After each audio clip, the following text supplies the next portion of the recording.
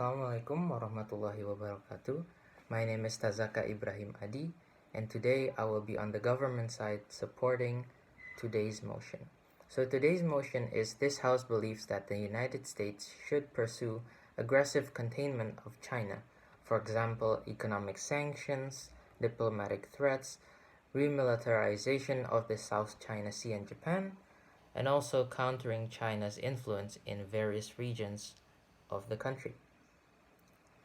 So let's define it. So let's define this motion together and have one perception of what today's motion is.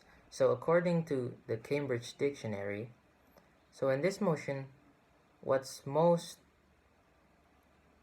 hardest to understand it is what containment of a nation means.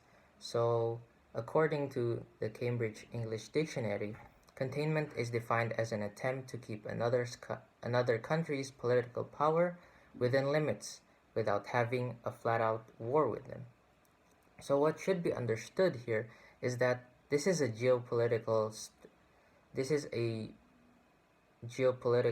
strategic foreign policy pursued by a certain nation. In this case, we're talking about the United States.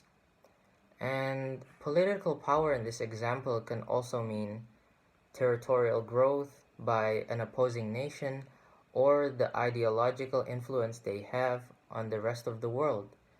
In this case, the territorial growth and ideological influence by China, because as we know, China have a large influence on the rest of the world, and their economy are always growing. Their economy is always growing and are coming up to challenge the Americans, and that's why we have a big clash here. So therefore, this motion supports for the U.S. and we support for the U.S. to do an aggressive containment of China by reintroducing economic sanctions, diplomatic threats for the nation, and so on. So the first thing you might ask is why? Why should we implement this aggressive containment of one country?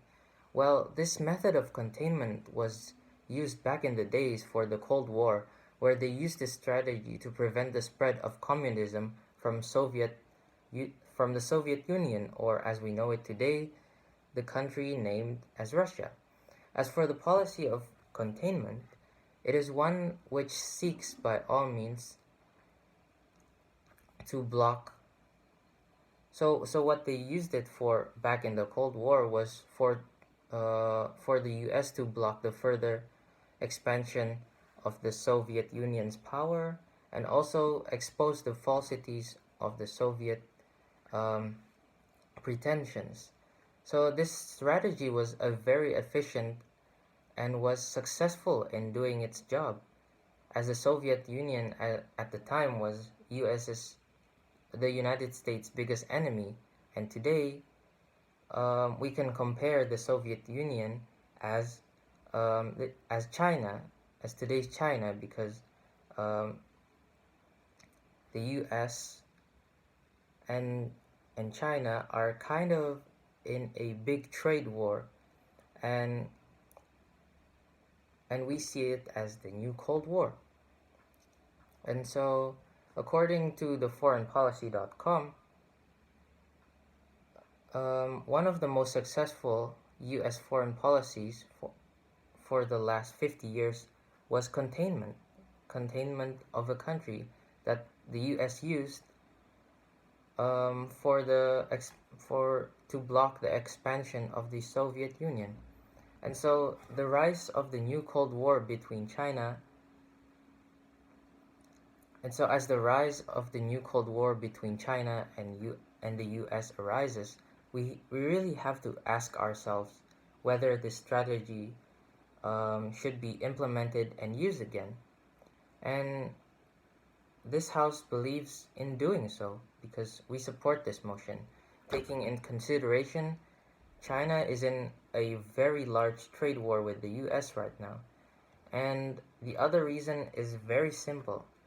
If the US loses in its technology trade sector and military sector, and also its currency and economy, this would incur a large amount of economic and geopolitical and ideological losses to another country in East Asia, which is China.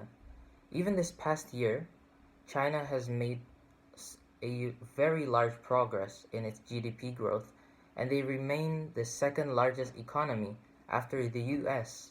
So this data alone explains a lot why 45% of Americans last year in 2020 said that China is the greatest threat to their nation. Therefore, it is very sensible for someone in their right state of mind to support this motion. And so you ask, how? How are we going to implement this? How are we going to contain aggressively the nation of China?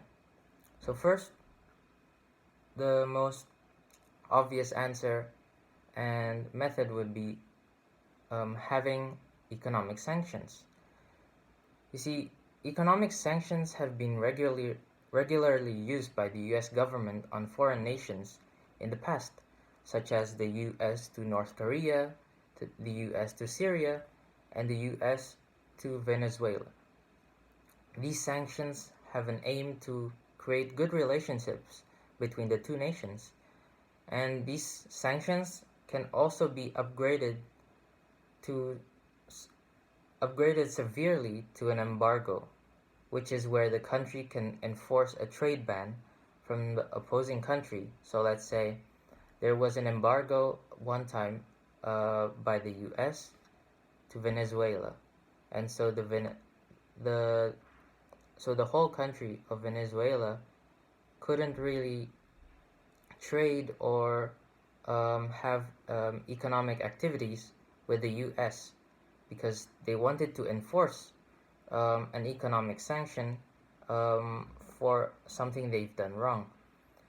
And this is a very efficient way of giving China, in this case, a sanction, as it is very straightforward and it clearly shows who is really in power at the moment.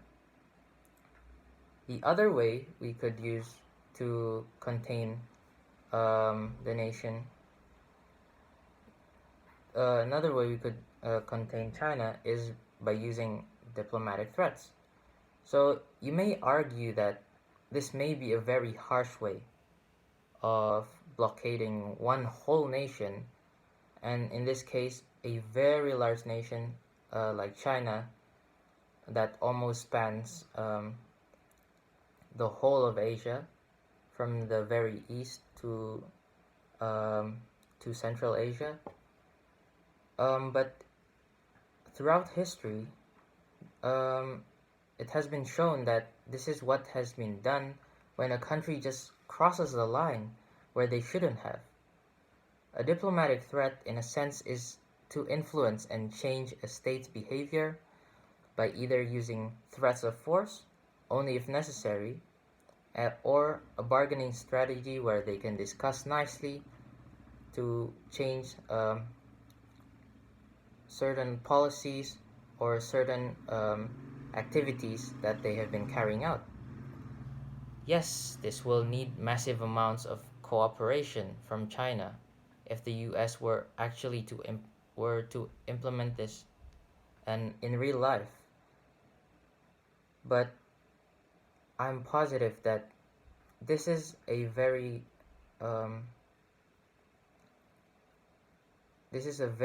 realistic way to contain China. I think that's all from me. Thank you for listening.